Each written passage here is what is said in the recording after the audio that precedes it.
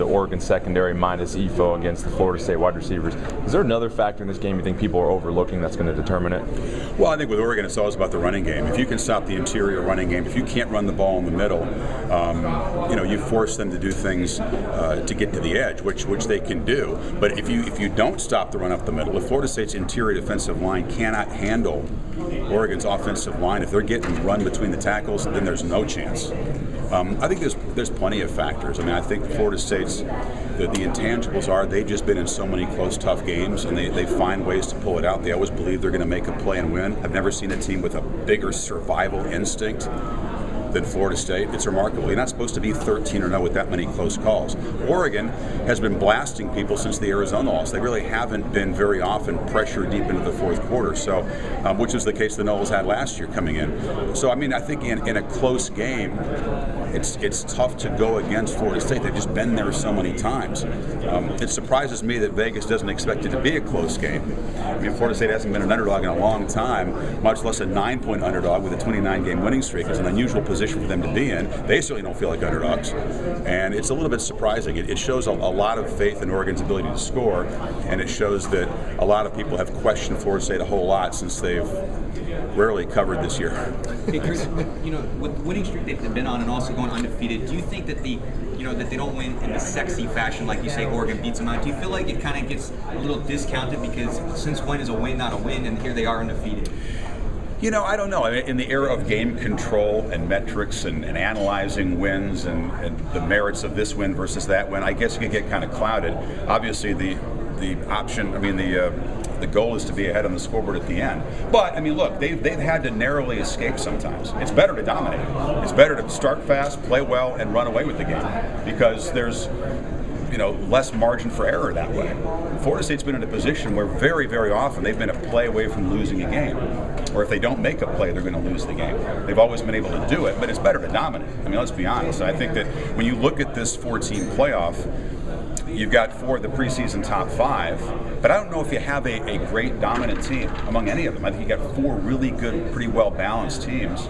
But I don't know if there's a team that you can look at and say, is this Oregon team better than the one in 2010 or 2012? Is this Alabama team better than the ones that have won championships? I don't know. Is this Florida State team as good as last year's? Not on paper, not statistically. So you've got interesting components because I don't think anybody has been a thoroughly dominant team. Oregon's been the closest since their loss, but early in the season they were under pressure a lot. Chris, don't you think that dominance from last year has actually been Florida State's albatross this year? Because they've chronically been compared. Well, this is not as good a team as last year. If they had not had the dominance last year, and they're sitting here undefeated, and found a way to win, don't you think that the conversation would be different? Interesting question. I think that it's tough to compare. This team, I think Fisher has actually sort of given up on trying to get them to change their personality and be an intense, fast-starting team. That's just not who they are. I think perhaps we're judging them differently because they were so dominant. The expectations from the opening night were they were going to continue to crush people. Everybody was back except for a couple of receivers. The offensive line was supposed to be the best in the country. Running game was supposed to be dominant. And to be fair, they have fallen short in some areas.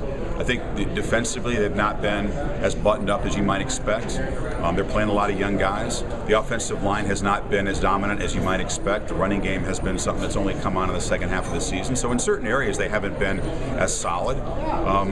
Jameis and the communication with the receivers hasn't been as solid as it was with the veteran group last year. So I think you have to be careful not to be too critical because this is a team that finds a way to win every week. Like you said, there's no dominant team this season, but do you feel like Florida State's weaknesses are maybe more talked about than some of the other teams? Because Alabama's defense also isn't necessarily what anyone's really expected at the beginning of the season. Well, I think Florida State began the season with the brightest spotlight and the highest expectations. They had 57 first-place votes in the AP, so most people thought they were going to win another championship. So yeah, I think they've been under a brighter spotlight and perhaps scrutinized, and the weaknesses and the shortcomings have been amplified. Oregon playing in the West is just never going to have the same media attention. People don't around the country probably remember how close they were to losing to Washington State and so on. But in the end, I mean, all four teams punched their ticket and deserve to be where they are. I think you're right about Alabama. I think that the four defenses that you have in this playoff, I mean, I was asked a couple times, what's the best defense in the playoff? Not an easy question to answer because it's not a classic Alabama defense. The Noles have given up double the points from last year with half the picks and half the sacks. So on paper, they're not nearly as dominant a defense. Oregon has struggled at times, given up a ton of big plays, had their moments. Ohio State has played excellent defense in a couple big games, but what about the level of competition? We're about to find out against Alabama. So I don't know if you look at these four playoff teams and say that's a great defense week in, week out. Chris, if Jameis were to win these last two games right off into the sunset, what's his legacy going to be in college football? How are they going to look at the off-the-field stuff, you think, or are they going to look at him as a guy that never lost a game, one of the greatest quarterbacks? Well, I don't know. I mean, on the field, the legacy is in question. If Winston wins 2 more games and goes on to the NFL, never having lost as a starter, winning a Heisman Trophy and 2 national championships, is one of the most accomplished careers ever. It's the best 2-year career ever in college football, I think. And historically, how people judge him, how they look at the off-the-field stuff, that's sort of in the eye of the beholder. As a player, I don't think you can find much fault. I mean, it's about winning. He's done that every single time he's been out there as a starter, and he played at a really high level. So I mean, his legacy will be among the great 2-year legacies. You can argue whether or not that outweighs a great 4-year career or 3-year career, but you can't do any better than he's done in 2 years, assuming he is able to win the championship.